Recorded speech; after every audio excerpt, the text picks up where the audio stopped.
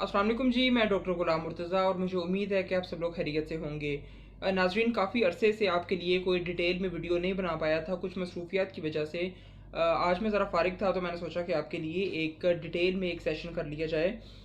बहुत से लोगों ने मुझे कमेंट सेक्शन में ये पूछा था कि आप पित्ते की पथरी के बारे में हमें गाइड करें, कि जो गॉल ब्लैडर स्टोन जिन्हें कहा जाता है इंग्लिश में, और इसे उर्दू में हम पित्ते की पथरी कहते हैं।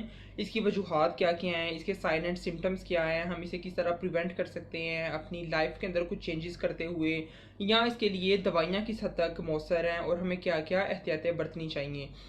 तो मैंने सोचा कि ये इंडिविजुअली एक एक फ़र्द को बताना ये बहुत ज़्यादा आसान नहीं है, तो मैं इसके लिए एक अच्छी डिटेल वीडियो आपको बना के सेंड कर दूंगा या मैं चैनल पे शेयर करूंगा, तो इससे काफ़ी ज़्यादा आपको फ़ायदा पहुंचेगा।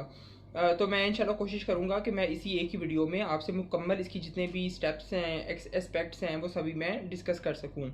देखिए, सबसे पहले हमें पता होना चाहिए कि हमारा जो पित्ता है या गॉल ब्लैडर है, ये असल में चीज़ क्या है। जब तक हमें ये पता नहीं होगा, तब तक हम इस डिज़ीज़ के बारे में या इस बीमारी की अलामात के बारे में या इसके बचाव के बारे में बात नहीं कर सकते। अब देखें, जो गॉल ब्लैडर है वो बेसिकली एक कह लें कि एक थैली है, एक सैक है जो कि हमारे जिगर के साथ लटक रहा है। हमारा जो लीवर है या हमारा जो जिगर है, उसके बिल्कुल नीचे एक थैली नुमा स्ट्रक्चर है जिसे कि हम गॉल ब्लैडर कहते हैं। अब इस गॉल ब्लैडर का जो फंक्शन है वो बहुत ही ज़्यादा ज़रूरी है। ये जो गॉल ब्लैडर है, इसमें एक लिक्विड बनता है जिसे हम बाइल कहते हैं। और ये जो बाइल है, BILE बाइल, इसके अंदर मुख्तलिफ़ किस्म के इंजाइम्स पाए जाते हैं, इसमें मुख्तलिफ़ किस्म की प्रोटीन्स पाई जाती हैं और इसमें डिफरेंट किस्म के साल्ट्स पाए जाते हैं। अब बाइल के अंदर जो साल्ट्स होते हैं उन्हें हम आम तौर पे बाइल साल्ट्स ही कह रहे होते हैं। और ये जो बाइल होती है, इसमें बहुत सी ऐसी ज़रूरी चीज़ें होती हैं, बहुत से ऐसे ज़रूरी साल्ट्स होते हैं जो कि डायरेक्टली हमारे लिवर से होते हुए हमारी छोटी आंत या स्मॉल इंटेस्टाइन के अंदर आते हैं, और वहाँ पे खाने को हज़म करने के लिए ये बहुत ही ज़्यादा ज़रूरी हैं। अगर ये बाइल एसिड्स ना हों, वहाँ पे हार्मोन्स ना, वहाँ के इंजाइम्स ना आ रहे हों, तो हमें खाना हज़म करने में काफ़ी ज़्यादा मसला आ सकता है। अब इसमें स्टोन्स कैसे बनते हैं, इसके ऊपर अब हम अगर बात करें, तो उसकी जो बेसिक रीज़न है वो ये कि हमारा लीवर बहुत सी चीज़ों को एक तो सिंथेसाइज कर रहा होता है, बना रहा होता है, और बहुत सी चीज़ों को फ़िल्टर कर रहा होता है, हमारी बॉडी को बचा रहा होता है। अब इसमें एक बहुत ही अहम चीज़ है कोलेस्ट्रॉल। कोलेस्ट्रॉल पे हमने डिटेल में पहले भी काफ़ी दफ़ा बात की है, आप मेरे चैनल से वो वीडियोस ले सकते हैं।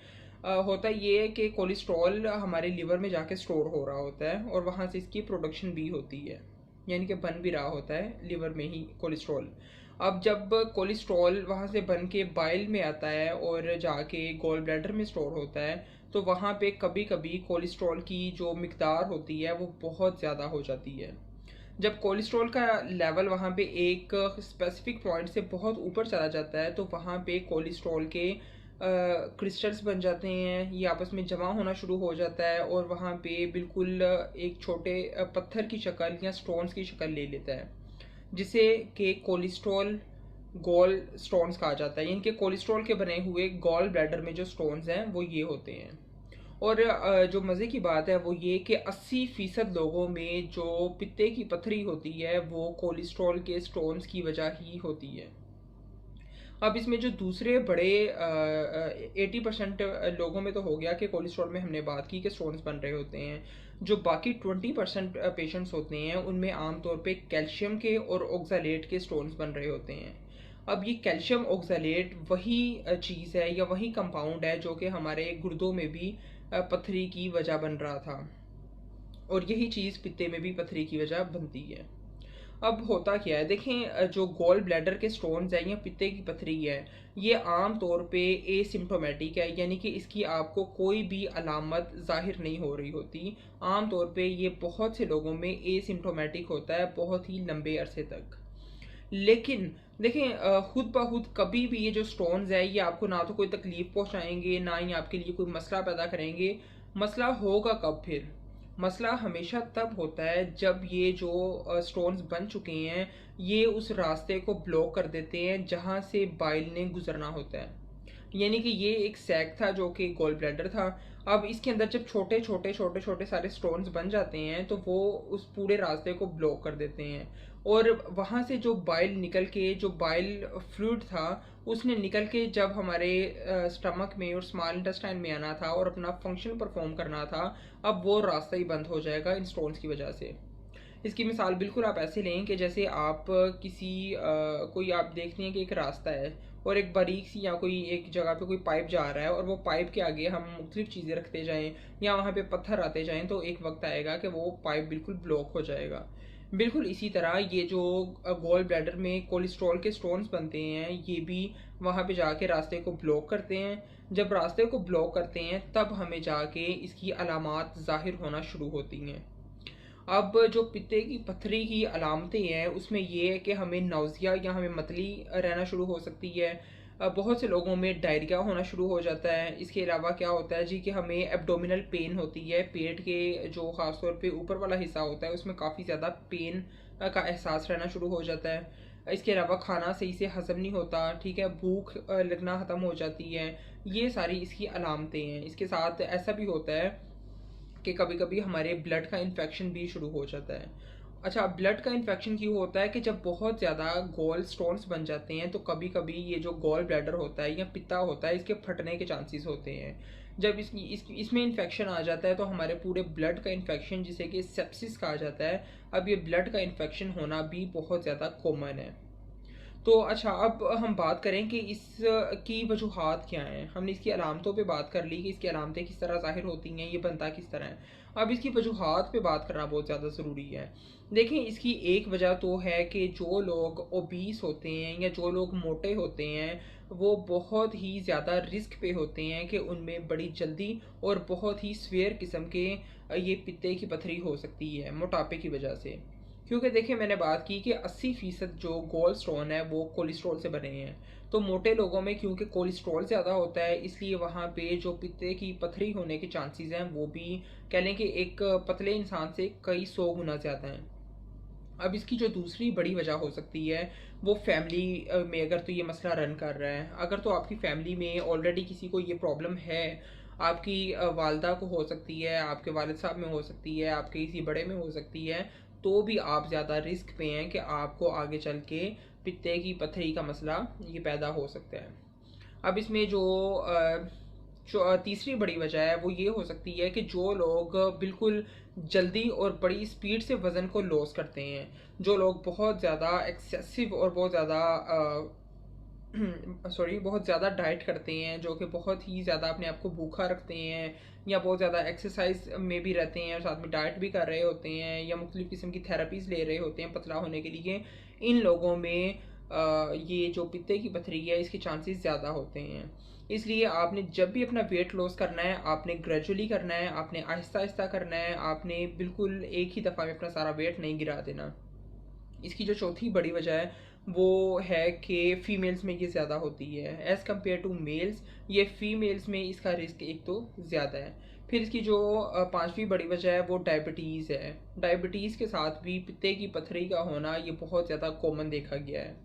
एक इसकी और बड़ी वजह ये हो सकती है कि अगर तो आपकी एज 50 और 60 के दरमियान है या 50 प्लस हैं आप, तो भी इसके चांसेस काफ़ी गुना ज़्यादा हो जाते हैं। अब देखें नाज़रीन, हमने करना क्या होता है, इसमें हमारी एहतियातें क्या होनी चाहिए। सबसे पहली एहतियात तो ये है कि अगर आप अल्कोहल वगैरह या सिगरेट को कंज्यूम करते हैं, आप स्मोकर हैं, तो सबसे पहले तो इस चीज़ को ख़त्म करें। स्मोकिंग की वजह से इसका ज़्यादा मसला पैदा होना या इस कंडीशन का वर्स हो जाना ये बहुत ज़्यादा देखा गया है। इसमें जो दूसरी हमारी बड़ी एहतियात हो सकती है वो हमारी एहतियात ये होनी चाहिए कि हम अपने वेट को कंट्रोल करें। हम बहुत ज़्यादा ओबेसिटी की तरफ ना जाएं, और वेट को, जैसे मैंने पहले बात की, कि आपने बिल्कुल एक ही दफ़ा में नहीं गिराना बल्कि ग्रेजुअली आपने आहिस्ता आहिस्ता अपने वज़न पे कंट्रोल करना है। तो एक तो ये इसकी दूसरी हमारी एहतियाती तदाबीर हो सकती है। इसमें जो तीसरा एहतियात है वो ये होना चाहिए कि हम एक्सरसाइज करते रहें, हम लोग मॉडरेट एक्सरसाइज करें, ठीक है, और एक्सरसाइज करने की वजह से भी हम इसमें बेहतरी ला सकते हैं। चौथी इसकी हमारी एहतियात ये हो सकती है कि हम अपनी डाइट में फ़ाइबर्स का इस्तेमाल ज़्यादा करें। जो डाइट्री फ़ाइबर्स होते हैं या ऐसी चीज़ें जो कि कह लें कि सब्जियां हैं, फल हैं, इस तरह की चीज़ें हम ज़्यादा इस्तेमाल करें होल व्हीट इस्तेमाल करें, और जितनी भी फाइबर्स वाली हमारे पास प्रोडक्ट्स आती हैं, फाइबर्स जिनमें ज़्यादा होता है, इन चीज़ों का इस्तेमाल लाजमी किया करें। इसमें एक और बड़ी एहतियात ये होनी चाहिए हमारी कि हम अपने आप को एक तो डायबिटीज़ से बचाने की भी कोशिश करें, अपना जो ग्लूकोज़ लेवल है उसको नॉर्मल की तरफ लेके आएँ। एक ये भी एहतियात होनी चाहिए। इसके साथ पानी का इस्तेमाल ज़्यादा करें। पानी का इस्तेमाल ज़्यादा करना भी पित्ते की पथरी से बचाव के लिए एक बहुत ही ज़रूरी और एक अहम स्टेप है। अब हम बात करते हैं कि अगर तो हमने देखें, ये तो थी कि लाइफस्टाइल मॉडिफिकेशन, जो लोग लाइफस्टाइल मॉडिफिकेशन के थ्रू बच सकते हैं, वेल एंड गुड, वो इस पे ही अमल करें। लेकिन जिन लोगों में ये ऑलरेडी हो चुकी है, अब वहाँ उनका किस तरह हम डायग्नोज किस तरह करते हैं और हम उनका इलाज किस तरह कर रहे होते हैं, इस पे बात करना भी अहम है। अब देखें होता क्या है कि जिन लोगों में पित्ते की पथरी हो जाती है, आपने ये देखा होगा कि आम तौर पे उनका पित्ता या जो गॉल ब्लैडर होता है, इसे निकाल दिया जाता है। एक छोटा सा ऑपरेशन किया जाता है जिसे कि लेप्रोस्कोपिक ऑपरेशन कहा जाता है, और उसके थ्रू इसे रिमूव कर दिया जाता है जिस्म से। इसमें देखें, ये जो ऑपरेशन है ये बहुत ही नॉन रिस्की है, इसमें कोई बड़ा रिस्क नहीं है, ये इजीली परफॉर्म हो जाता है और बहुत ही कम टाइम में परफॉर्म होने वाला एक प्रोसीजर है। इसलिए जो ज़्यादा प्रेफर किया जाता है वो यही किया जाता है कि अगर तो कंडीशन ज़्यादा ख़राब हो रही है तो जितना जल्द हो सके इसको रिमूव कर दिया जाए बॉडी से। नहीं तो इसकी जो दूसरी बड़ा इसका ट्रीटमेंट है, अगर तो कोई ऑपरेशन नहीं करवाना चाह रहा या अभी किसी की कंडीशन इतनी ज़्यादा ख़राब नहीं है और वो बिल्कुल स्टार्ट पे है, तो उनमें मुख्तलिफ़ किस्म की मेडिकेशन वगैरह भी इस्तेमाल की जाती है, जिसे उर्सोडायोल कहते हैं, और ये मार्केट में उर्सो के नाम से मेडिकेशन अवेलेबल है। इसे भी बहुत ज़्यादा इस्तेमाल किया जाता है और ये भी काफ़ी हद तक हमारे पित्ते की पथरी को कंट्रोल करने में मौसर साबित होती है। अब होता देखें क्या है कि जब भी किसी का पित्ता रिमूव किया जाता है, निकाल दिया जाता है, तो कुछ अर्सा के लिए हमें डायरिया रहना शुरू हो सकता है, लूज़ मोशंस वगैरह लोगों में शुरू हो जाते हैं, पेचिश वगैरह। अब इसमें इसकी वजह क्या है? देखिए, मैंने पहले बात की कि हमारे ये जो गॉल ब्लैडर है, इसमें से जो बाइल निकलती है उसका बहुत बड़ा रोल है कि वो खाने को हज़म करवाने में ये हमें मदद दे रही होती है। तो जब इसमें से मुख्तलिफ़ किस्म के जो एंजाइम्स थे, जो हार्मोन्स थे, जब वो ही नहीं निकल रहे होंगे, तो हमें मसला ये देखने को मिलेगा कि हमारी डाइजेशन या हमारा जो निज़ाम इन्हज़ाम है, हज़म करने का जो मैकेनिज़्म है, वो थोड़ा बहुत डिस्टर्ब हो जाता है स्टार्ट पे।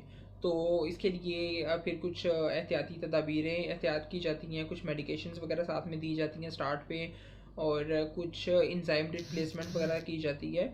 ये सारी इसकी हमें एक स्टेप्स को फॉलो करना चाहिए। मुझे उम्मीद है कि आपको इसके बारे में काफ़ी हद तक क्लियर हो गया होगा। मैंने काफ़ी ज़्यादा पॉइंट्स को कवर करने की कोशिश की है। इस वीडियो को दूसरों के साथ भी शेयर करें और चैनल के साथ आप ऐसे ही जुड़े रहें और वीडियोस को देखते रहा करें। आपके लिए इससे भी बेहतर वीडियोस बनाने की कोशिश है ताकि आप लोगों को एजुकेट किया जाए। छोटी छोटी चीज़ों के बारे में हमें आगाही पैदा करनी चाहिए और इस चैनल का यही मकसद है। दुआ में याद रखिएगा। Stay happy, stay healthy and stay blessed.